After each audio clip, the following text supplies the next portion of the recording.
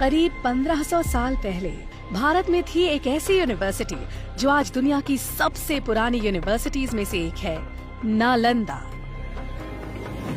नालंदा शब्द 3 शब्दों से बना है, न प्लस आलम प्लस दा। इसका मतलब है एक ऐसा उपहार जिसकी कोई सीमा ना हो। वाकई जैसा नाम वैसा काम। इस यूनिवर्सिटी में ज्ञान का भंडार था। यहाँ सिर्फ धार्मिक ग्रंथ ही नहीं बल्कि लिटरेचर, थियोलॉजी, लॉजिक, मेडिसिन और फिलॉसफी जैसे कई सब्जेक्ट्स पढ़ाए जाते थे।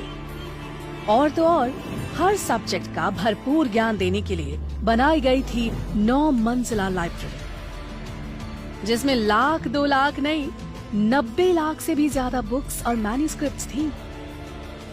ये यूनिवर्सिटी 700 साल तक दुनिया को सीख देती रही, लेकिन नालंदा ने कई बार हमलों की मार को भी झेला।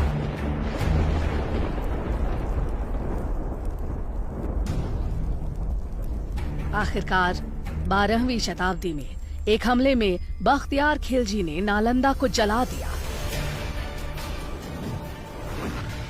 और माना जाता है कि इसकी लाइब्रेरी 3 महीने तक जलती रही और ज्ञान का वो खजाना जो संभाल कर रखा गया था धुएं में खो गया।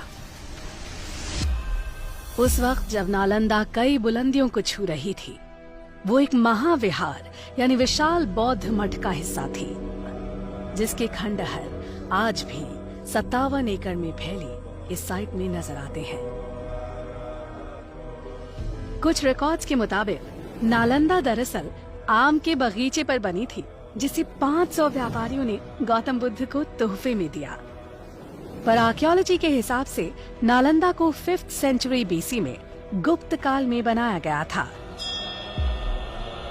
उसके बाद गुप्त काल में इस जगह का और डेवलपमेंट हुआ और ये एक विहार से 7वीं शताब्दी तक महाविहार बन चुका था। अलग अलग दौर में यहाँ कई महान टीचर्स ने पढ़ाया, जैसे नागार्जुना, बुद्धपालिता, शांत रक्षिता और आर्यदेव।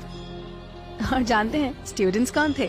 चाइनीज ट्रैवलर ह्यूंग सांग जैसे कई लोग जो दुनिया भर से यहाँ खींचे चले आते थे। यहाँ पर पूरे विश्व से, चीन से, म्यांमार से, श्रीलंका से अनेक प्रांतों के लोग इस जगह पर शिक्षा ग्रहण करने के लिए आया करते थे इस महाविहार में। लेकिन इस सब के बावजूद नालंदा वक्त की मार को नहीं झेल पाई। इसीलिए डॉक्टर अब्दुल कलाम की पहल से नालंदा ने एक मॉडर्न इंटरनेशनल यूनिवर्सिटी के रूप में फिर से जन्म लिया। नालंदा जैसी यूनिवर्सिटी इस बात का सबूत है कि भारत का ज्ञान सदियों से दुनिया को रोशन कर रहा है।